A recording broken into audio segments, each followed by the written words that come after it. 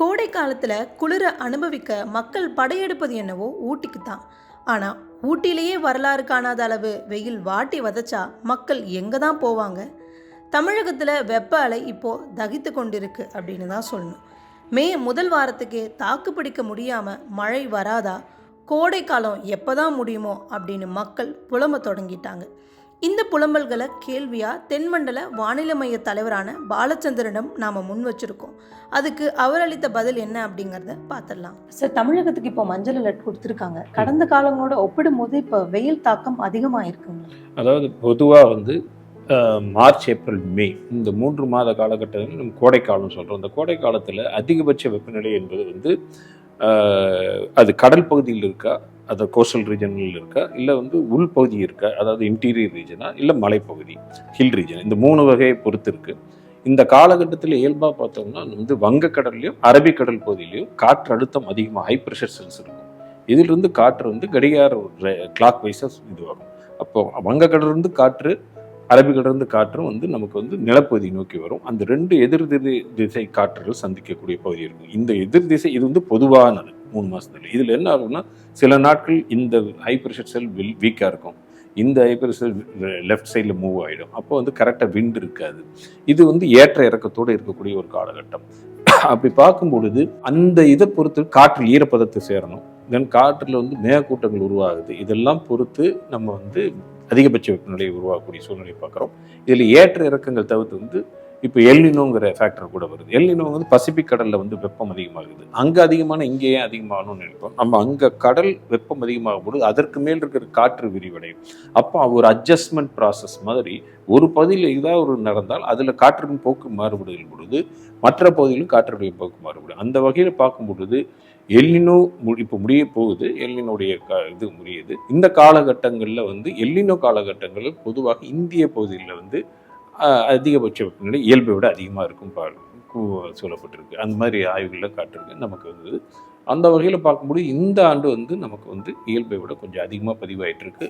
இப்போ ஊட்டியில் கூட பார்க்குறோம், நம்ம இது வரைக்கும் பதிவான ரெக்கார்டை விட 29 டிகிரி அதிகமாக பதிவாயிருக்கு. இது இயல்பை விட 5.4 டிகிரி செல்சியஸ் அதிகம். ஸோ தமிழகத்துலன்னு பார்க்கும்போது நம்ம குளிர் பிரதேசங்கள் அப்படி வச்சோம்னா ஊட்டி, அதை தாண்டி நம்ம கொடைக்கானல் சொல்லுவோம். ஊட்டியிலே இப்போ அதிகபட்சமான வெயில். கொடைக்கானல் பொறுத்தவரையிலும் அங்கே எப்படி சார் இருக்கு? அங்கேயும் இயல்பை விட 2-3 டிகிரி இயல்பை விட அதிகமாக தான் இருக்குது.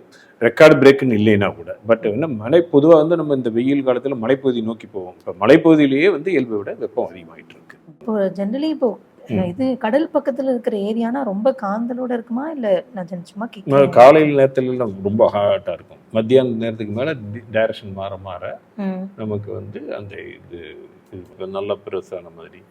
So lot of things are taking place. லேண்ட்ல அப்படி கொஞ்சம் கொஞ்சமா மாய்ச்சர் வரும், பகல் நேரத்துக்கு இருக்கும். அந்த மாதிரி நீங்க சொன்ன மாதிரி லேண்டு, வாட்டர், அப்புறம் காற்று, இது பேஸ் பண்ணி தான் நம்ம மழைனாலும் சரி இல்லை. இப்போ நல்ல டார்க்காக இருக்கு. இங்கெல்லாம் வெப்பம் அதிகம். வெப்பம் அதிகம் டார்க்காக இருக்கு. ஓ, இது ஒரு லைட் கிரேயாக இருக்கும் மாய்ச்சர். ஏன்னா கடல் இது ஃபுல்லாக கடலாக இருக்கிறதுனால இந்த லேண்டுக்கு இன்னும் போக போக இங்கெல்லாம் நல்ல ஹீட்டு. ஃபுல்லாக ராஜஸ்தான் இங்கெல்லாம் ஃபுல்லாக ஹீட். ஒரு க்ளவுடும் இல்லை, வெறும் லைட் க்ளவுடு இங்கே ஃபார்ம் ஆகுது. இந்த விண்டு போகும்பொழுது இப்போ சாயந்தரம் ஆக கடல் காற்று வீசும். கடல் காற்று இருந்து லேண்டுக்குள்ளார போகும்போது அந்த இது வரும்.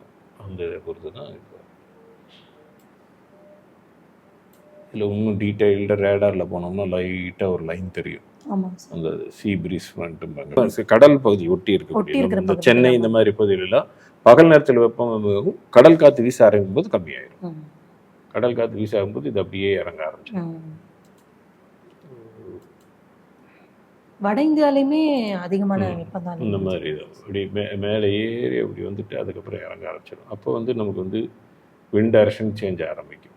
விண்ட் டைரக்ஷன் சேஞ்ச் ஆகும்பொழுது எல்லாம் 270 அதெல்லாம் வெஸ்ட் டைரக்ஷன் ஈஸ்ட் டைரக்ஷன் வர ஆரம்பிச்சிடும். இன்னும் மே மாதம் போகும்போது நல்லாவே டிஃப்ரென்ஸ் தெரியும்.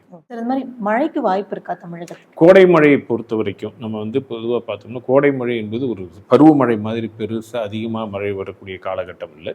சில வருடங்களில் கோடை மழை அடிக்கடி உருவாகக்கூடிய சூழ்நிலை பார்க்குறோம். ஆனால் இந்த வருடத்தை பொறுத்த வரைக்கும் இப்போ இது வரைக்கும் பார்க்கின்ற பொழுது அந்த விண்ட் டிஸ்கண்டினியூட்டி, காற்று எதிர் திசை காற்று சந்திக்கின்ற பகுதியானது எப்படி நிலப்பகுதிக்கும் கடல் பகுதிக்கும் இடையில காலையிலையும் மாலையிலையும் மாறக்கூடிய அதிகமாக டைரோன் ஆசிலேஷன் ஒரு காலை நேரத்துக்கு மாலை நேரத்துக்கு இடைப்பட்ட பகுதியாக இருக்கும்.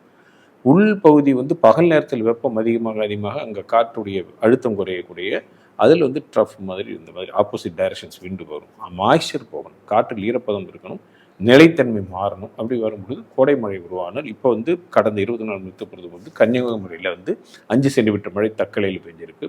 இப்போ வரக்கூடிய தினங்களில் நம்ம அடுத்து வர 2-3 தினங்கள் வந்து மேற்கு தொடர்ச்சி மலையை ஒட்டியுள்ள மாவட்டங்கள், தென் தமிழக பகுதியில் ஓரிரு இடங்களில் லேசான முதல் மிதமான கோடை மழைக்கு எதிர்பார்க்கும். தமிழகத்தை பொறுத்தவரைக்கும் பார்த்தா வட தமிழகத்துல அதிகமான வெயில் நம்ம பதிவாகிறத பாக்குறோம். அங்க எப்படிங்க சார் மழைக்கு வாய்ப்பு? மழைக்கு வந்து இப்போ வந்து அந்த விண்ட் டிஸ்கண்டினியூடு லொகேஷன், அதில் மாய்ஸ்சர், இதை பொறுத்து வருகிற வாய்ப்பு வந்து தற்பொழுது பார்க்கும்போது பெரும்பாலும் இன்டீரியர் பகுதியில் தான் நம்ம பார்க்குறோம். வரக்கூடிய காலகட்டத்தில் வரலாம். சார் பொதுவாக இந்த வெப்பநிலையை நம்ம எப்படி கணக்கெடுப்போம்? இப்போ மழை காலத்துல நம்ம சொல்லுவோம் அந்த காற்றழுத்த தாழ்வு நிலை உள்ள உருவாகிறது. இப்போ வெப்பநிலையை நம்ம எப்படி கணக்கு? வெப்பநிலை வந்து வெப்பமானி வச்சு தான், தெர்மாமீட்டர் மாதிரி தான். தெர்மாமீட்டர் வச்சு தான் நம்ம மெஷர் பண்ணுறோம். இயல்புங்கிறது வந்து ஒரு இடத்துடைய 30 வருடங்களுடைய சராசரி. அந்த 30 வருடத்துடைய ஆவரேஜ் எடுத்துட்டு அதுதான் அந்த இயல்புன்னு எடுத்துக்கிறோம். அந்த இயல்பை விட அதிகமாக பதிவாயிருக்கிறதா அது குறைவாக இருக்காதான் பார்க்குறோம். அதுதான் நமக்கு வந்து வெப்பநிலையுடைய இது பொறுத்த வரைக்கும் இருக்குது. சார் எந்த நேரத்துலேருந்து எந்த நேரம் வெளியில் போகிறத நம்ம பெரும்பாலும் தவிர்க்கலாம்? நீங்கள் என்ன சொல்லுங்கள்? அதாவது பொதுவாக நம்ம இந்த வெயில் காலத்துக்கு தக்க நடவடிக்கை இப்போ வந்து பேரிடர் மேலாண்மையிலிருந்து நிறைய தகவல் கொடுத்துட்ருக்காங்க. இந்த வெப்பமாக காலகட்டத்தில் வந்து நம்ம கவனமாக இருக்க வேண்டியது வந்து இந்த சூரிய வெப்பம் அதிகமாக இருக்கக்கூடிய 11 மணிலிருந்து 3 மணி வரை இருக்கக்கூடிய அந்த காலகட்டத்தில் நேரடியாக சூரியனுடைய வெப்பம் நம்ம மேலே படாமல் பார்த்துக்கொள்ள வேண்டும். உடலில் நீர் சத்து குறையாமல் பார்த்துக்கொள்ள வேண்டும். தாகம் இருந்தாலும் எடுக்காவிட்டாலும் அடிக்கடி நீர் குடித்து கொண்டு இருக்க வேண்டும். இலகுவான பருத்தி ஆடைகளை, இறுக்கமில்லாத ஆடைகளை அணிய வேண்டும். வெளியே போக வேண்டியது ஒரு கட்டாயம் ஏற்படுகின்ற பொழுது கட்டாயமாக தண்ணீர் கையில் வச்சிருக்க வேண்டியிருக்க வேண்டும். குடை, தொப்பி, கண்ணாடி போன்றவற்றை உபயோகப்படுத்த வேண்டும். சார் அதே மாதிரி தமிழகத்தை பொறுத்த வரையிலும் பார்த்தீங்கன்னா பரவலாக நம்ம 4 மாதத்துக்கு முன்னாடி பார்த்தோம்னா சென்னையில் மழை வெள்ளம், அதே மாதிரி தூத்துக்குடி, திருநெல்வேலி இந்த இடங்களெல்லாம் பார்த்தோம். இப்போ 4 மாதத்துக்கு அப்புறம் பார்த்தோம்னா இங்கே தீவிரமாக வறட்சி தான். எல்லா நீர்நிலைகளையுமே தண்ணி வற்றிட விஷயத்தையும் நம்ம பார்க்குறோம். தமிழகத்தில் இனிமேல் எல்லாமே தீவிரம் தானா? மழைனாலும் சரி இல்லை வெப்பம்னாலும் சரி இன்னைக்கு இப்படி தான் காலநிலை இருக்கும். அதாவது வந்து வானிலை என்பது ஏற்ற இறக்கத்தோடு இருக்கக்கூடிய ஒரு விஷயம். காலநிலை என்பது சராசரியான ஒரு விஷயம். சராசரி பொறுத்த வரைக்கும் நம்மள்ட்ட இருக்க தரவுகள்லாம் பார்க்கின்ற பொழுது வந்து சுற்றி, அதாவது அடிப்படையில் வந்து கடல் வெப்பம் உயர்ந்துக்கிட்டே போகுது. கடல் வெப்பம் உயர்ங்கிறது பொழுது கடல் வெப்பநிலை 1980 அந்த பீரியட் ஆரம்ப காலகட்டத்தில் நமக்கு செயற்கைக்கோள்கள் கிடைச்ச பொழுது அதில் பார்த்த 2.2 மில்லிமீட்டர் பெர் ஹவர் அந்த அந்த அந்த கடல் மட்ட உயர்வு இப்போ அதிகமாக உயர்ந்துக்கிட்டே வருது. கடல் மட்ட உயர்வு சமீப காலகட்டங்களில் அதை விட 2 மடங்காக உயர்ந்துக்கிட்டு வருது. 4.4 மில்லிமீட்டர் பெர் ஹவர் அந்த மாதிரி உயருது. கடல் மட்டம் உயர்கிறது. அதே சமயத்தில் வந்து வெப்பம் கூடுது. கடலுடைய நீருடைய தன்மையை வந்து ஸ்பெசிஃபிக் ஹீட்டுன்னு சொல்லக்கூடியது அதிகம். அது அந்த அதிகமாக இருக்கக்கூடிய போது அதோட சக்தி தாங்கக்கூடிய சக்தி அதிகமாக இருக்கின்ற பொழுது நிறைய குளோபலாகவே நமக்கு வந்து ஓஷன்ஸ் நல்ல வார்மாக இருக்குது. குளோபலில் ஓஷனாக இருக்கும் பொழுது இப்போ வந்து மெரைன் ஹீட் வேவ்னு சொல்கிறாங்க. நம்ம நிலத்தில் இருக்கின்ற மாதிரி கடலில் ஏற்படுகின்ற வெப்ப அலைகள் அப்படிங்கிற போது என்ன, கடலுடைய வெப்பநிலை அதிகமாகிட்டே போகுது. அப்போது அந்த பகுதியில் இருக்கின்ற பொழுது பொதுவாக வானிலை என்பது வந்து நீர், நிலம், காற்று 3க்கு இடையில் இருக்கக்கூடிய சக்தி பரிமாற்றம். அப்போ நிலத்துக்கும் நீருக்கும் காற்றுக்கும் இடையில மேலே இருக்க காற்று இருக்குது. பூமிக்கு மேலே இந்த காற்று சுற்று இருக்குது. அப்போ அதுக்கான சக்தி எப்படி, சூரிய சக்தி பூமியில் விழுது, பூமியிலிருந்து அந்த இதுக்கு போகுது. சுற்றுப்புறத்தில் ஏற்படக்கூடிய மாற்றங்களும் இதுக்கு மாற்றத்தை உருவாக்கும். ஆக நம்ம என்விரான்மெண்டலுடைய ப்ரொடெக்ஷன்ன்றது ஒரு இம்பார்ட்டண்ட்டாகவும் இருக்குது. அதில் இயல்பாக இன்டர்னல் வேரியபிலிட்டின்னு சொல்லக்கூடிய அதிலேயே கால இயல்பு மாற்றம் உண்டு. காலப்போக்கில் ஏற்படுகின்ற நம்ம சுற்றுப்புறத்தில் ஏற்படுகின்ற மாற்றங்கள் காரணமாக அது ஒரு ஸ்டேட்டிலிருந்து இன்னொரு ஸ்டேட்டுக்கு போகும். அதுதான் இப்போ நம்ம குளோபல் வார்மிங்னு சொல்கிறோம். நிறைய ஆக்டிவிட்டிஸ் செய்யும் பொழுது இந்த காற்றுடைய தன்மை மாறுகின்ற பொழுது வெப்பத்தை உள்வாங்க சக்தி மாறுது. அப்படி மாறும்போது ஒவ்வொரு இடத்துலையும் வந்து அதனுடைய நேச்சருக்கு ஏற்ற மாதிரி காற்றின் போக்கு மாறுபடும், காற்றில் ஈரப்பதம் மாறுபடும். இப்போ வந்து 1 டிகிரி வெப்பநிலை உயர்வது என்றால் காற்றில் ஈரப்பதத்துடைய சதவீதம் வந்து 7% உயரக்கூடிய வாய்ப்பு இருக்குது. ஆனால் நீர்நிலை இருக்கின்ற இடத்துல இருந்தால் 7% ஏறும். ஸோ அந்த மாதிரி டிஸ்ட்ரிபியூஷன்ஸ் எல்லாம் மாறும்பொழுது இயக்கம் அதிகமாக இருக்குன்ற பொழுது ஏற்ற இறக்கத்தோடு செல்லக்கூடிய வாய்ப்புகள் இருக்குது. சரி, இப்போ ஏதோ ஒரு நாட்டில் செயற்கையாக வந்து மழை கொண்டு வராங்கங்கும் போது மற்ற இடங்கள்ல அதோட தாக்கம் இல்லை பாதிப்புகள் இருக்குமா? அதாவது செயற்கை மழை என்பது வந்து நம்ம எப்படி பார்க்குறோம்னா, மழை மேகக்கூட்டங்கள் இருந்தால் அந்த மழை மேகக்கூட்டங்களிலிருந்து நீரை வெளியே கொண்டு வருவதற்கான ஒரு மெத்தடு தான் செயற்கை மழை. ஒரு கெமிக்கல் மூலமாக அந்த மேகக்கூட்டங்களில் பரவலாக இருக்கக்கூடிய வாட்டர் டிராப்லெட்ஸ் எல்லாம் ஒன்று சேர்த்து பெரிய ட்ராப் ஆக்கி கீழே கொண்டு வர்றது தான் சிஸ்டம். ஆக ஒரு எதுவுமே இல்லாத ஒரு இடத்துல வந்து நம்ம மழை மேகத்தை உருவாக்க முடியாது. ஆய்வுகள்லாம் தற்பொழுது என்ன சொல்லுறது என்றால், நமக்கு வந்து ஒரு இடத்துல நம்ம ஒரு டிஸ்டர்பன்ஸ் பண்ணுறோம்னா அதனுடைய ஒரு மருந்துக்கு சைடு எஃபெக்ட் மாதிரி இந்த சிஸ்டத்தில் வந்து காற்றில் வந்து பொருள் நமக்கு ஆற்றல் இயல்பியல் பொறுத்த வரைக்கும் சக்தி மாறாது, பொருண்மை மாறாது, mass is conserved, energy is conserved. So ஒரு இடத்துல ஒரு சேஞ்ச் ஏற்படுத்துகிறோம்னா இது எல்லாம் கண்டினியூட்டி தான். ஒரு இரும்பு திரை போட்டு நம்ம க்ளோஸ் பண்ணுறது இல்லை. இந்த இடத்துல ஒரு ஆக்ஷன் நடக்குதுன்னா இந்த இடத்துல ஏதாவது பண்ணுறோம்னா இதனுடைய சைடு எஃபெக்ட்ஸும் இருக்கத்தான் செய்யும். அந்த விதத்தில் வந்து எந்த அளவுக்கு பாதிக்கும்ங்கிறதெல்லாம் வந்து ஆய்வுகள் இன்னும் முதல்ல செயற்கை மழையால் ஏற்படக்கூடிய மழையினால் ஏற்படக்கூடிய இதுவே வந்து உறுதியாக இதை செஞ்சால் இதனால தான் வந்துதான்னு சொல்லக்கூடியது கூட இன்னும் இல்லை. அது அறிவியல் பூர்வமாக அது ஒரு சித்தாந்த அளவில் ஒரு இருக்குது. முயற்சிகள் நிறைய நடந்துக்கிட்டு இருக்கு. வெதர் மாடிஃபிகேஷன்ற மாதிரி பண்ணிட்டு இருக்காங்க. ஆனால் அந்த மாற்றங்கள் என்பது இந்த இடத்துல இருக்கக்கூடிய வாட்டர் பேப்பருடைய ஸ்ட்ரக்சரை நம்ம மாற்றுறோம். அப்போ பக்கத்தில் ஒரு வாட்டர் பேப்பர் ஸ்ட்ரக்சருக்கு மாற்றங்கள் ஏற்படக்கூடிய வாய்ப்பு இருக்குது. இல்லை, இப்போ சமீபத்தில் துபாயில் அந்த மழை செயற்கை இதில் கொண்டு வந்ததுனால அங்கே அதீத மழைன்னு நம்ம சொன்னோம்.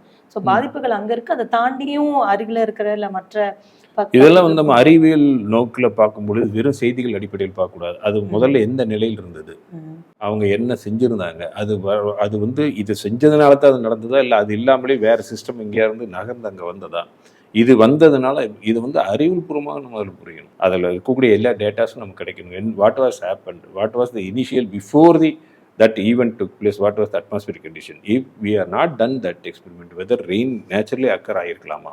ஏன்னா வார்மர் குளோபல் வார்மிங் நம்ம பார்க்குறோம். எதுவுமே செய்யாத இடத்துல சென்னையில் கூட 23 சென்டிமீட்டர்லாம் பெய்யுது 8 மணி நேரத்துலலாம். ஸோ இயல்பிலேயே டிராபிக்கல் அட்மாஸ்பியர் வார்மாக இருக்கக்கூடிய சூழ்நிலையில் நம்ம ஸ்ட்ராங்காக இருக்கக்கூடிய நிலையை பார்க்கிறோம். நம்ம அதனாலேயும் இருக்கலாம், இல்லாமலே இருக்கலாம். ஆனால் அதுக்கு அறிவியல் பூர்வமான டேட்டாஸ்லாம் இருக்கணும். அது என்ன எக்ஸ்பெரிமெண்ட் பண்ணியிருந்தாங்க, எந்தெந்த காலத்தில் என்ன செஞ்சுருந்தாங்க, அதுக்கு முன்னாடி என்ன இருந்தது, அதற்கு பின்னாடி இருந்தது, இதனால் தான் இது செய்யப்பட்டதா என்ற ஸ்டாட்டிஸ்டிக்கல் ப்ரூஃப் எல்லாம் இருக்கணும். அதெல்லாம் இருக்குது. எல்லாமே செஞ்சுது. ஹைப்போதீசிஸ் டெஸ்டிங்ஸ் இதெல்லாம் வந்து அது ரேண்டம் விட ஒரு சிக்னிஃபிகன்ஸ் லெவலை தாண்டி தான் அது நடந்திருக்கு அப்படிங்கிறதெல்லாம் இருந்தால் தான் அனுமானத்தில் வைக்கலாம். பட் அறிவியல் பூர்வமாக ப்ரூவ் பண்ணுவதற்கு மெத்தடாலஜியே போகணும். அதே மாதிரி இப்போது கேரளா தமிழகத்தில் இந்த கள்ளக்கடல் அப்படிங்கிற எச்சரிக்கை விடுக்கப்பட்டிருக்கு அப்படின்னா என்ன, இது இங்கே உருவாகுதுன்னா அது என்ன? அதாவது பொதுவாக வந்து கடலில் அலைகள் வந்து 2-3 வரை. ஒன்று வந்து விண்ட் வேவ்ஸ், ஆனது ஸ்வெல் வேவ்ஸ். இந்த காற்றால் ஏற்படக்கூடிய அலைகள். அதை தவிர்த்து ஸ்வெல் வேவ்ஸுங்கிற தூரத்தில் எங்கேயாவது ஒரு புயலோ இல்லை இது ஒரு கடலில் எங்கேயாவது தூரத்தில் ஒரு ஏதாவது ஒரு எர்த்குவேக்கோ இல்லை ஸ்மால் நடந்தாலும் அந்த அலையோடைய வேவ்ஸ் இங்கே வரும் பொழுது நம்ம பக்கத்தில் வந்து எந்த வானிலை நிகழ்வுகளும் இருக்காது. நம்ம பார்க்குற பொழுது வானத்திலேருந்து மழையோ எதுவுமே இருக்காது, எது புயல் எதுவும் இருக்காது. ஆனால் இங்கே வந்து தொடர்ந்து அலைகளாக வரும். ஏன்னா இந்த டிஸ்டர்பன்ஸ் வந்து தூரத்திலிருந்து ட்ராவல் ஆகி கொடுக்குது டிஸ்டர்பன்சஸ். அந்த வகையில் இப்போ இன்காய்ஸ் தான் அதை பற்றி சொல்கிறாங்க. கள்ளக்கடல் என்பது இந்த ஸ்வெல் பேஸ், கேரள கடற்கரை பகுதிகளில் ஸ்வெல் பேஸ். அது சில சமயங்களில் அண்டார்டிகா பகுதிகளில் உருவான ஏதாவது பனி புயல்கள் அதெல்லாம் இருந்தால் அது ட்ராவல் ஆகி வெவ்வேறு பகுதிகள் பக்கத்தில் இருக்கிற பகுதிகளிலையும் அந்த மாற்றங்களை உருவாக்கி வரக்கூடியது இருக்குது. இதுக்கு வந்து இன்காய்ஸ் வந்து ஹைட்ராபேட்டில் இருக்குது. அவங்க வந்து இந்த கள்ளக்கடல் என்றால் நம்ம சொல்கிற ஸ்வெல் வேஸ், இந்த ஸ்வெல் வேஸை பற்றி அது தொடர்ந்து அவங்க எப்பொழுதுமே வந்து இந்திய கடற்பகுதியில் இருக்கக்கூடிய பகுதிகளுக்கெல்லாம் நீரோட்டத்துடைய வேகம், அந்த வாட்டர் கரண்ட் எப்படி இருக்கும், ஸ்வெல் வேஸோடைய எப்படி இருக்கும், என்ன ஸ்பீடு இருக்கும், எந்த மாதிரி இருக்குங்கிறத எச்சரிக்கை கொடுத்துட்ருக்காங்க. சரி, இப்போ வெயில் வந்து இப்பதான் தொடங்குது. ஆனா இப்போவே வந்து எப்படா முடியுங்கிற மாதிரியான ஒரு எண்ணம் மக்கள் எல்லாத்துக்குமே இருக்கு. எப்போ முடியும் கோடைக்காலம்? கோடைக்காலம் முடியும் என்பது நம்ம வந்து நாமளாக வச்சுருக்க கேலண்டர் படி மார்ச் ஏப்ரல் மேங்கிறது 3 மாத காலம் கோடைக்காலம் சொல்கிறோம். ஆனால் கேலண்டர் வந்து இயற்கை என்பது டயத்தை பார்த்துட்டு 1 மணி ஆயிடுச்சு, 1ஆம் தேதி ஆயிடுச்சு அப்படிலாம் இருக்காது. ஸோ அதில் டிஸ்டர்பன்ஸ் இருக்கும். எல்லாம் அப்படியே இருந்தால் சொல்லப்படி இருந்தால் நமக்கு வந்து அது இயற்கையானது. இயற்கையில் மாற்றங்கள் இருக்கத்தான் செய்யும்.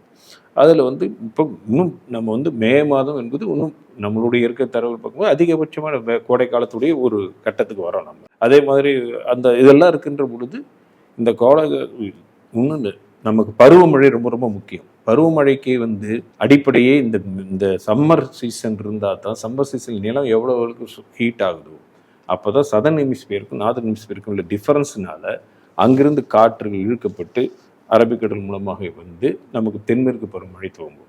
ஸோ இந்த land heating is very very important. அடுத்தவர் இப்போ வந்து பணம் எப்படி பேங்க்கில் போட்டு வச்சா தான் ஏடிஎம்மில் பணம் எடுக்க முடியுமோ, நிலம் சூடாகின்ற காலத்தை பொறுத்து தான் அடுத்து வரக்கூடிய மான்சூனுக்கு இது ஒரு பேசிக். இது லேண்ட் சர்ஃபேஸ் டெம்பரேச்சர் கான்ட்ராஸ்ட் தான் மான்சூன். பருவமழை என்பது நிலத்திற்கும் நீருக்கும் உள்ள வெப்ப வேறுபாடு. இப்போ வேறுபாடு இல்லைன்னா மேடுலேருந்து பள்ளம் இருந்தால் தான் தண்ணி இறங்கும். அப்போ ஒரு பக்கத்தில் அதிகமான வெப்பம் இருக்குன்ற காலத்தில் தான் கடல்லேருந்து காற்று அடுத்த சீசனுக்கு நம்ம தயார் பண்ணுறோம். உழவுக்கு எப்படி அக்ரிகல்ச்சருக்கு லேண்டை நீங்கள் ரெடி பண்ணிங்கன்னா தான் பயிர் வருமோ, அது மாதிரி மழைக்கு இந்த டிஃப்ரென்ஸ் ரெடி ஆனால் தான் அடுத்து வரக்கூடிய பருவமழை கரெக்டாக இருக்கும்.